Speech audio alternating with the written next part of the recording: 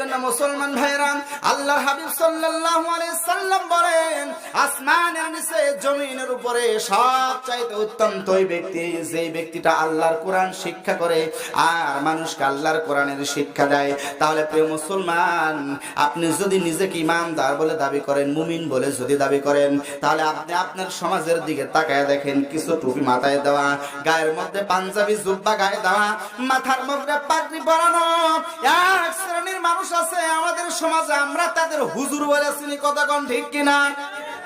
হুজুর বলে চিনি, কিন্তু হুজুরের সম্মান কোন সময় বাড়ে? যখন বাপ মরে যায় তখন হুজুর।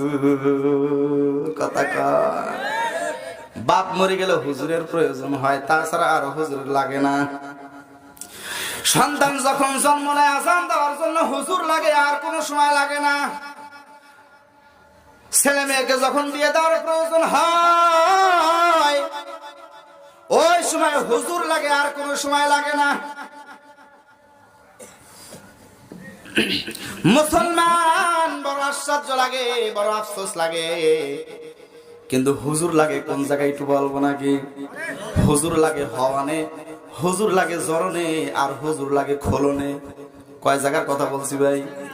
এক নাম্বার হলো হুজুর লাগে হওয়ানে, মানে হওয়ার পরে আজান দিয়া জায়েজ করে নেয় হুজুরিক দিয়া, তাছাড়া আর হুজুরিক ডাকে না। নাকি আমাদের দেশে কোনো সন্তান জন্ম নিলে কোনো চেয়ারম্যান সাহেবকে ডাক দেয়, চেয়ারম্যান সাহেব আসেন, ভোট তো মেলা দিছি, হ্যাঁ কি তাই ডাকে? বাজান তাই তো ডাকে না, একজন হুজুরকে ডাকেন। কিন্তু বাজান রে, আমার দেশে দুই নম্বরে আর একটা জায়গায় হুজুর লাগে, সেটা হলো জোরনে। যখন কোনো মানুষের বিয়ে হয়, স্বামী আর স্ত্রী বানাইছে কোন মিস্ত্রি, এবারও আজব কারিগর মনরে, এবারও আজব কারিগর। বিয়ার সময় কাক ডাকেন আপনারা? বিয়ার সময় হুজুর লাগে, তার মানে হলো জন্ম নিল সন্তান, ওই সন্তানকে আযান দেওয়ার জন্য হুজুরের প্রয়োজন হয়। এরপরে স্বামী স্ত্রী বিয়ে পড়ানোর জন্য হুজুর প্রয়োজন হয়।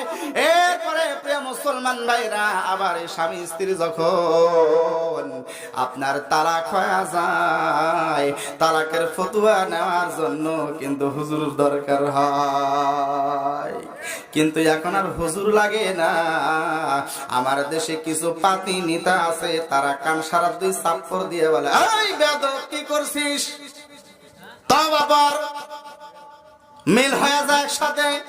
আমার দাওভোগ নাই, অন্য জেলার কথা বলতেছি, কারণ আল্লাহ পাক রব্বুল আলামিন আপনাদের দোয়ার বরকতে শুধু পাবনা নয়, বিভিন্ন জেলা পর্যন্ত সফর করায়। কত মানুষ কত কথা জিজ্ঞাসা করে। প্রিয় মুসলমান ভাইয়েরা, এই জন্য আলেমদের কদর সব সময় আছে, কিন্তু আমরা শুধু মনে করি আলেম শুধু প্রয়োজন হয় যখন বাপ মা মারা যায় দোয়ার জন্য আর মসজিদে নামাজ পড়ানোর জন্য। কিন্তু ওই হুজুর যদি চেয়ারম্যানের একটা ভোটে নির্বাচন করে, ওই হুজুর যদি আপনার মেম্বার নির্বাচন করে, আমরা তাকে থুথু দেই আর বলি সর্বনাশ, কিয়ামত অতি সন্নিকটে। তার কারণ হলো হুজুরকে চেয়ারম্যানের নির্বাচন করে। ঠিক, খুব আস্তে বললেন, খুব কষ্ট বলেন মনে হচ্ছে কথায়, হ্যাঁ?